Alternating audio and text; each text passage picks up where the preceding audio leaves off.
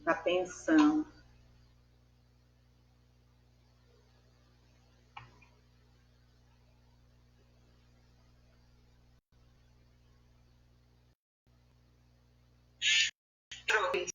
Entrou.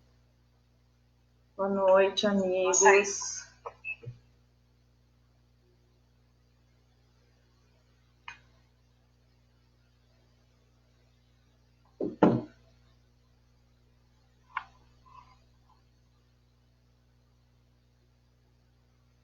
Já tem alguém nos assistindo?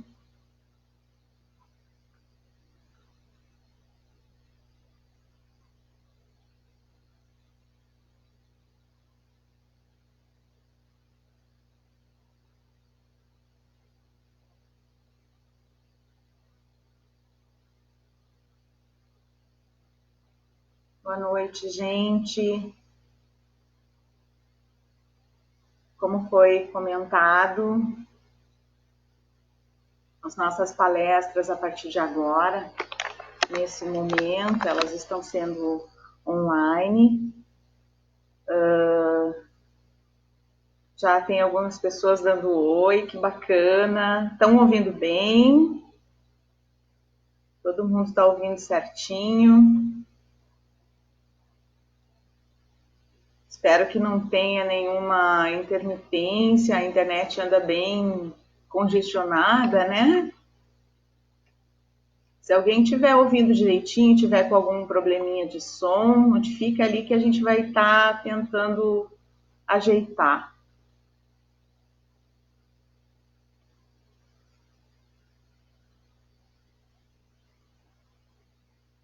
Legal, já tem bastante gente online nos acompanhando. A gente vai sugerir, eu vou sugerir para vocês que neste momento cada um procure um ambiente um pouco mais tranquilo, mais reservado, para poder se concentrar um pouquinho mais, acompanhar o nosso raciocínio, né? Para a gente poder fazer esse trabalho e absorver todas essas energias que estão sendo trazidas. Tem bastante amigos agora já nos assistindo. A gente fica bem feliz de ver vocês todos aí, viu? E então é uma opção que nós fizemos na associação de fazer o trabalho online para que a gente pudesse se manter vinculado, pudesse se manter vibrando a benefício, né? Desse momento que ele logo que a gente consiga superar essas adversidades de forma tranquila, equilibrada, né? Muito bem. Já estamos com uma assistência bem boa. Talvez meu óculos vai dar um pouquinho de reflexo aí, viu? Tô tentando acertar aqui, tá?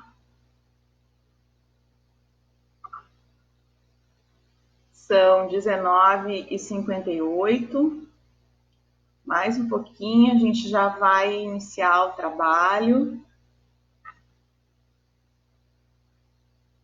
Bem felizes de ver vocês todos aí, viu? É uma forma da gente se manter junto, né? Da gente se manter unido nesse momento. Que coisa boa! Para que a gente possa, e como é praxe na nossa instituição, nós vamos ler, abrindo ao acaso, essa obra aqui, Vida Feliz. Agora, às 20 horas, quando nós começarmos o trabalho, é nossa praxe na Casa Espírita, antes do trabalho, abrir ao acaso esta obra que é psicografada por Divaldo Pereira Franco e é trazida pelo espírito Joana de Ângeles. São mensagens curtinhas, mas elas são muito profundas, de um conteúdo muito rico.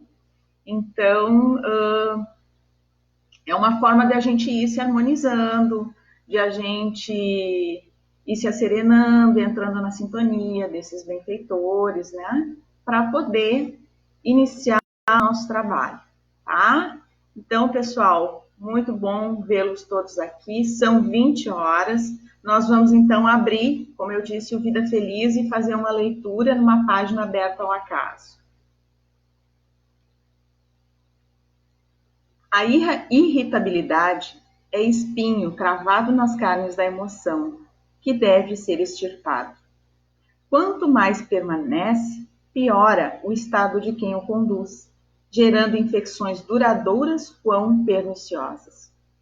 A pessoa irritável não necessita de motivos para o mau humor, a insatisfação. Gera-os com facilidade, por conduzir-lhes os germes nos sentimentos agressivos e amargurados. Faz-se intratável e exala o morbo que lhe caracteriza a conduta. Agrada-se quando desagrada. Alegra-se quando se desforça em quem defronta, mesmo que este nada lhe tenha feito de mal. É sempre infeliz por prazer. Vence a irritação, ou do contrário, serás por ela destruído.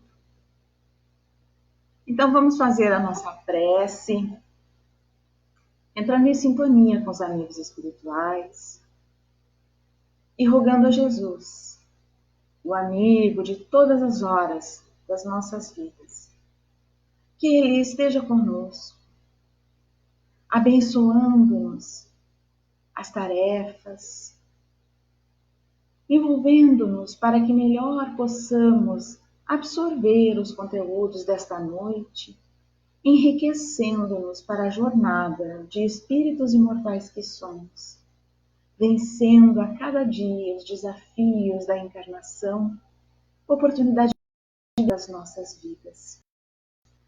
Ora, Jesus, por nos dar essa doutrina tão esclarecedora, tão consoladora, e a oportunidade de aprendermos com o teu exemplo. Que as tuas bênçãos possam nos envolver e nos guardar hoje e sempre. Que assim seja. Então, amigos, o nosso tema de hoje é os chamados e os escolhidos. Isso está no capítulo 18 do Evangelho segundo o Espiritismo e traz uma passagem do capítulo 22 do Evangelho de Mateus.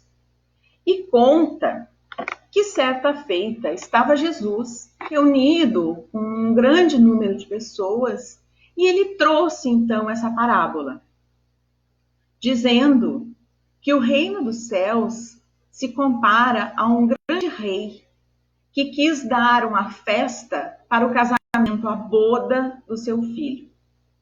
Então ele mandou os seus emissários irem convidar as pessoas para aquele festim. Só que as pessoas não deram muita bola, não deram muita importância para aquele convite, e os mensageiros então retornaram relatando isso ao rei.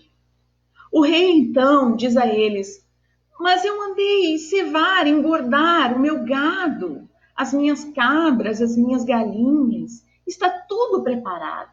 Voltem lá e digam a eles que nós precisamos, nós gostaríamos muito da presença deles. E os emissários então lá se foram, levando esse convite do rei.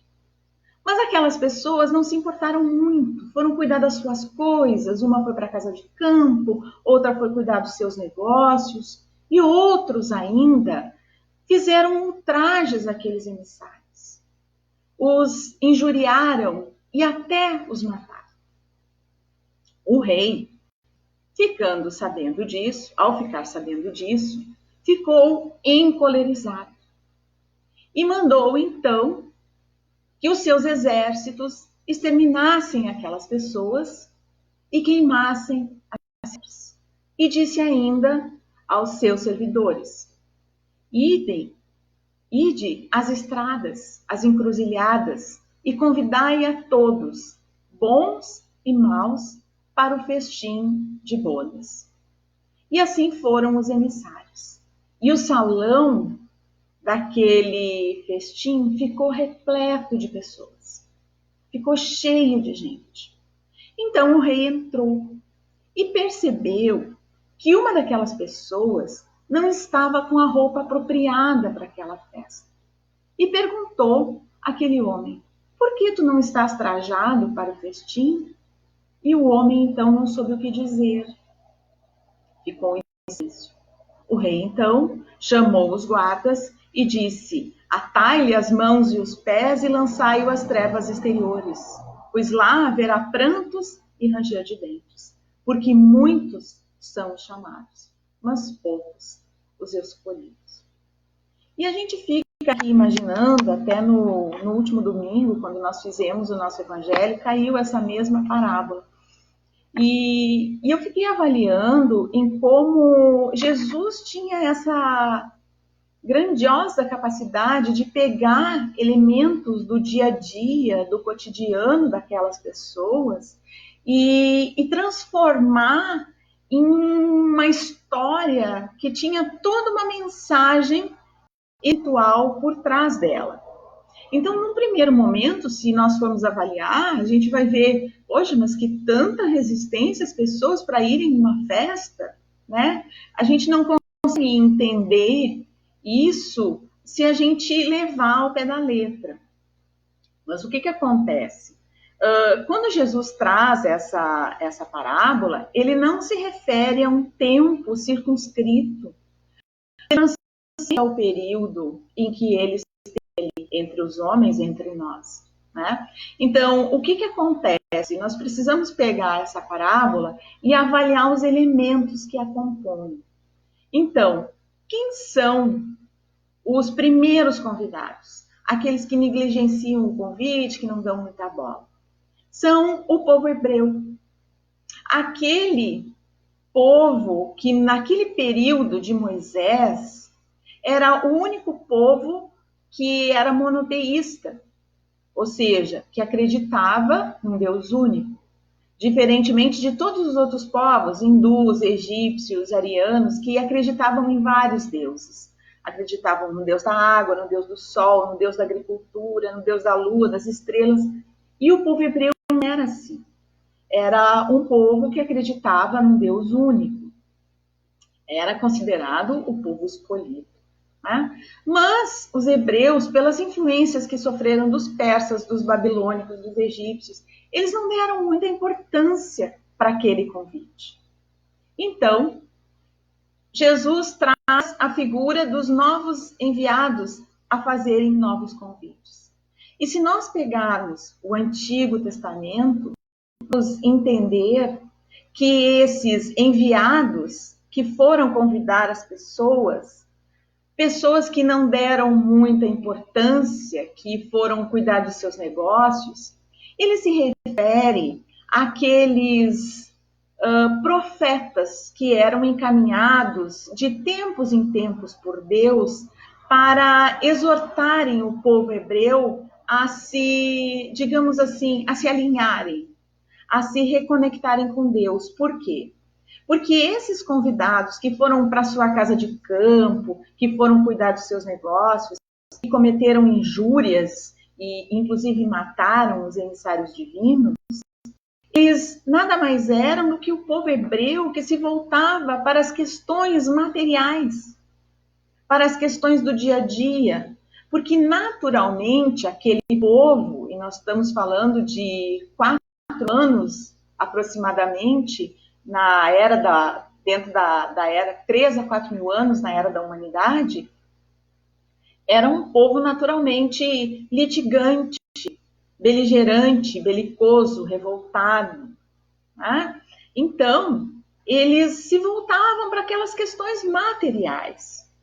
E os profetas, de tempos em tempos, eles vinham convidando a que o povo hebreu voltasse novamente para as coisas espirituais, para as coisas de Deus, para estarem mais em sintonia com a lei divina. Então, o que acontecia? Nós vamos ver que a grande maioria dos profetas foi realmente trucidada. Nós vamos ver Elias, Ezequiel, Eliseu, Malaquias, Jeremias, João Batista e o próprio Jesus, enviado divino.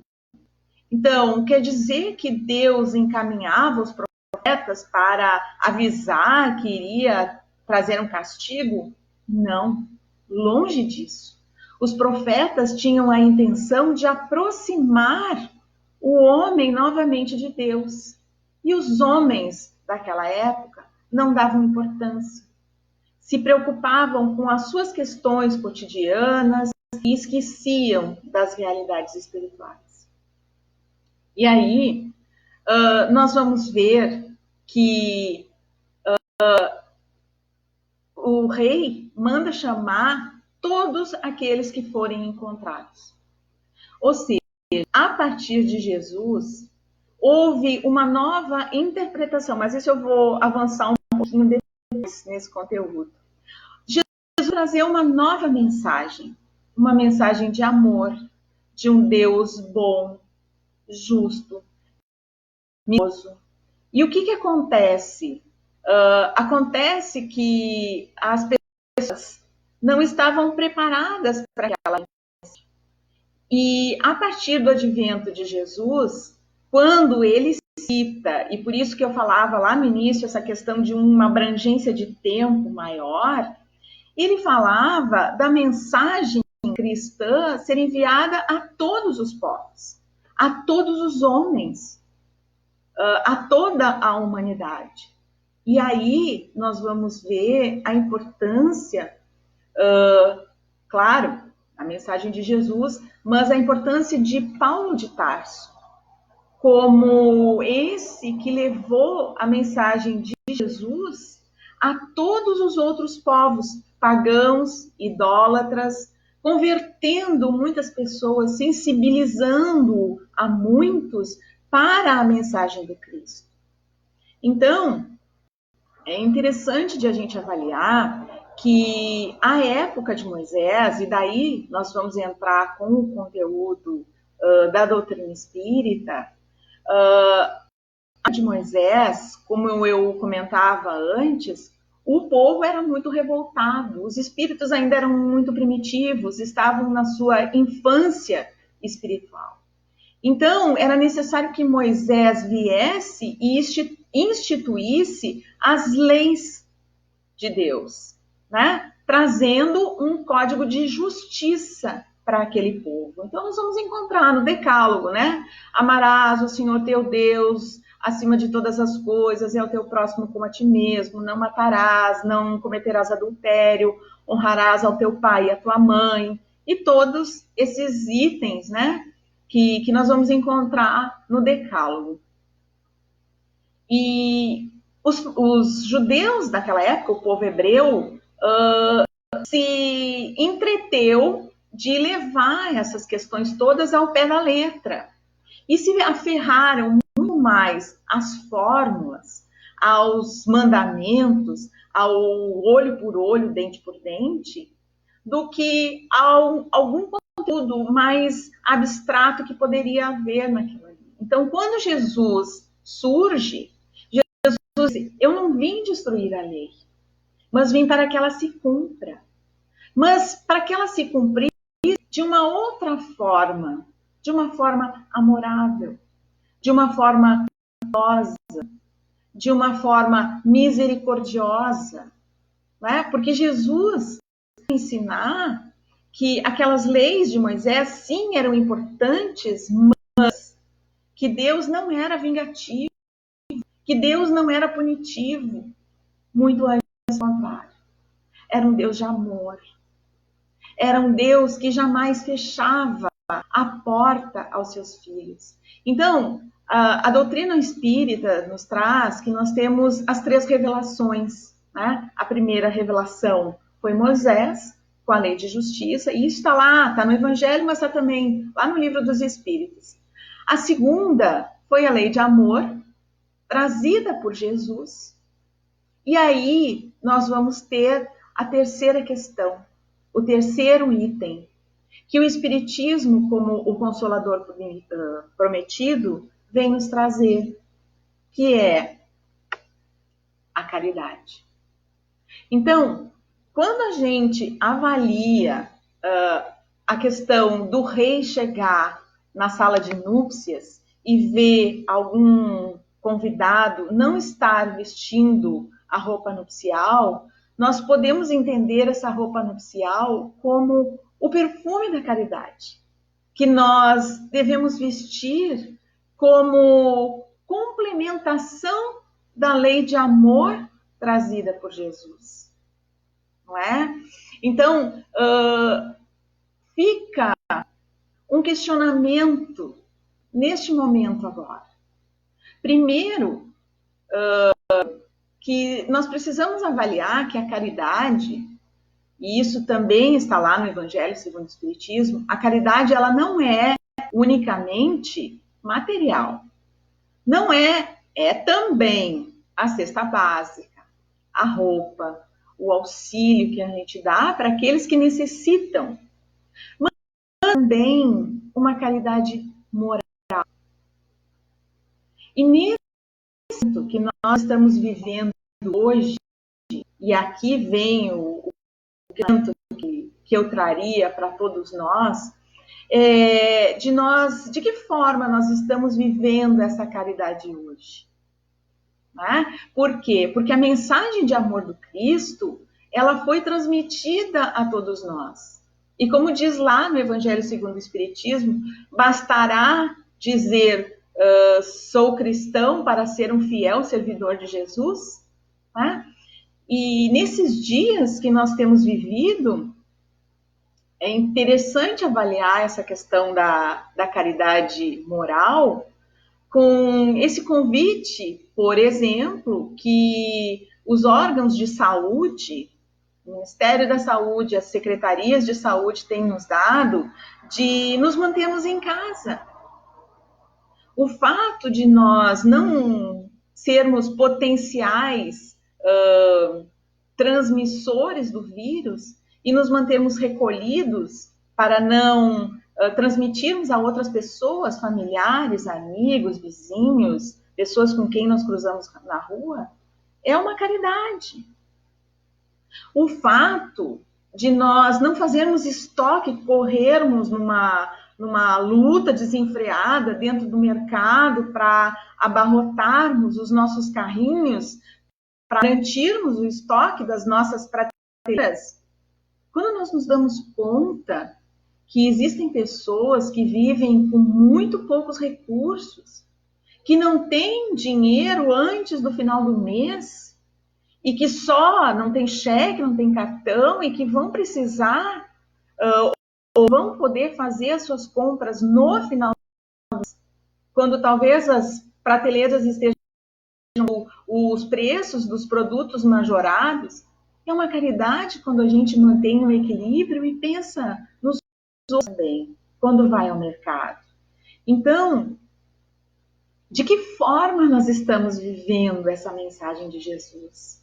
E esse momento ele é muito desafiador, e é por isso que lá no início falava que a mensagem, a parábola de Jesus, ela se estende por um período muito maior de tempo.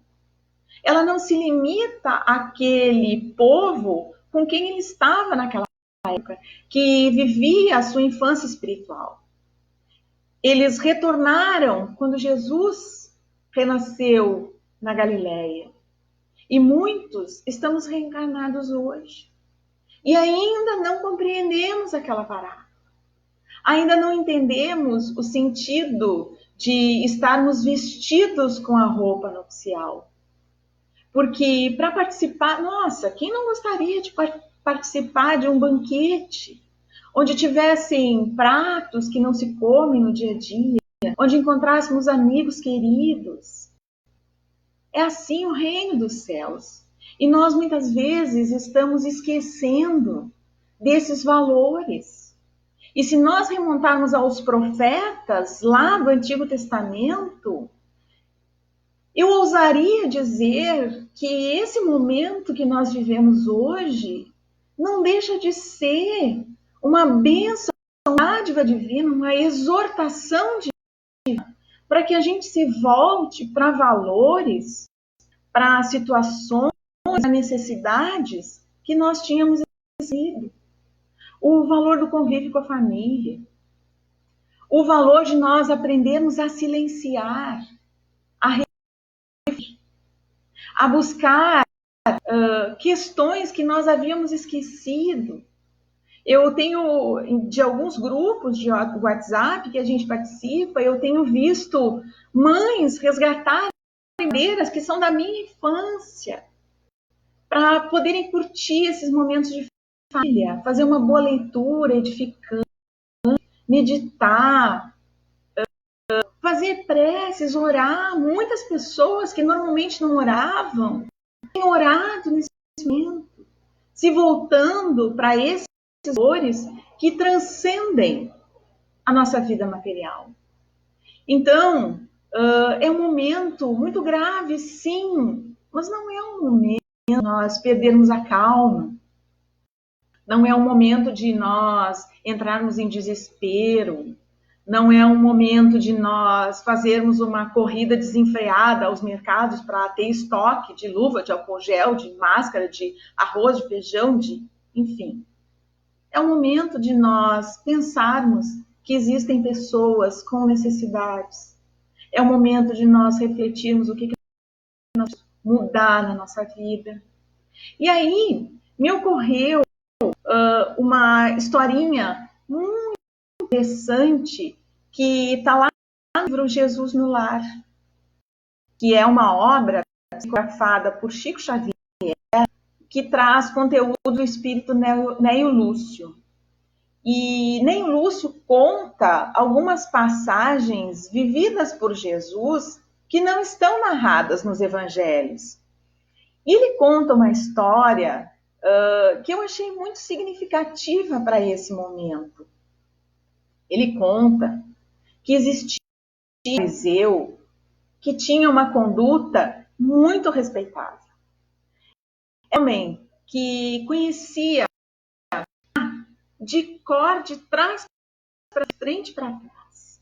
Era um homem considerado puro, porque ele vivia no templo, ele fazia as suas orações, ele só usava roupas limpas, ele comia de forma frugal, ele não era ostensivo, né? E as pessoas se curvavam quando ele passava, tal respeito que elas tinham por ele, né? Inclusive, e ele não se misturava com pessoas. E nesta noite em que Jesus conta essa história, havia um velho pescador de nome Filipe que comentava da importância de as pessoas serem puras, não andarem nosos, não andarem com gente de má vida. E Jesus então traz essa narrativa que então existia eu e que certo dia, numa cidade próxima a Jerusalém, se abateu uma peste muito violenta que estava matando muitas pessoas. Então um anjo do Senhor foi procurar esse fariseu e disse a ele, né, foi conversar com ele, rogando que ele fosse auxiliar aquelas pessoas. Então ele disse assim, mas eu estou orando, como é que eu vou ajudar se eu preciso das escrituras, se eu preciso de contemplação de Deus? E além disso, como eu sou um doutor da lei, eu não posso me misturar com pessoas impuras, com pessoas que estejam doentes. O anjo ficou tocado com aquela situação, porque existia muito a ser feito. Ele precisava de mãos rápidas e prestimosas para auxiliá-lo. E foi então procurar a outros doutores da lei, que também pregavam a divina, rezavam, interpretavam as escrituras no templo, e foi pedir ajuda a eles. Mas nenhum deles quis se envolver com aquelas pessoas, com medo de serem contaminados, e de pararem de estudar e de contemplar a Deus. E aqui o Senhor ficou muito preocupado, porque havia muito a ser feito. Então, ele viu um criminoso, um antigo criminoso, que tinha dentro de si o desejo sincero de se modificar e corrigir. Então, fios sutis do pensamento, ele foi intuir aquele ex-criminoso a auxiliá-lo. E aquele homem se foi para aquela cidade próxima a Jerusalém. Cadáveres insepultos, providenciou remédio para os que estavam doentes, limpou e cuidou das crianças, levantou o ânimo das pessoas que estavam abatidas, providenciou consolo e esperança para todos aqueles que estão desanimados, desesperados. E desta forma, ele foi angariando a simpatia de muitos anjos. E eu vou pedir licença para pegar a fala de Jesus que está anotada aqui, porque finda aquela explanação, as pessoas ficaram em silêncio, refletindo acerca daquela mensagem de Jesus. E ele então complementa: a virtude é grande e venerável, não se materializa sem proveito. Se o amor cobre a multidão de pecados, o serviço edificante, que nele o amor se inspira, pode dar aos pecadores convertidos a companhia dos anjos muito antes dos justos possam desfrutar o celeste. E assim Jesus encerrou o culto daquela noite. E neste momento, então, eu acho que a gente precisa avaliar, porque muitas vezes a gente empurra a nossa forma, né, ou o nosso desejo de ajudar para amanhã, ou porque eu não tenho recursos, ou porque eu não falo bem, ou porque eu não tenho tempo. Muito semelhante àqueles convidados que não quiseram ouvir os profetas. A gente posterga, a gente deixa para amanhã. Então, esse momento que a gente está vivendo hoje é esse convite para que a gente arregace, para que a gente faça tudo bem a nosso alcance, resgate os que estavam adormecidos. Não podemos sair de casa nesse momento, ainda não. Mas daqui a pouco a gente vai poder. E o que a gente pode fazer enquanto a gente está em casa? Orar, refletir, buscar a convivência, que muitas vezes não pode ser naquele beijo, naquele abraço, naquele familiar querido, mas esses sentimentos que a gente tem. Ontem, também num grupo da família, uma pessoa colocou lá: amo vocês. Nossa, como foram bons, a gente normalmente faz isso. Foi muito bom ouvir aquilo. Saber que a gente é amado, ligar para um amigo distante, dizer: estamos pensando em como é que vocês estão por aí. Há tantas coisas a caridade enquanto a gente está em casa. Então, meus irmãos, essa é a mensagem que a gente tinha para hoje. Nós está passando, a gente não quer ultrapassar muito o limite estabelecido. Fica essa reflexão desse convite que Jesus já nos fez há tanto tempo, né? Todos nós, de alguma forma, já tivemos contato com a mensagem do Mestre.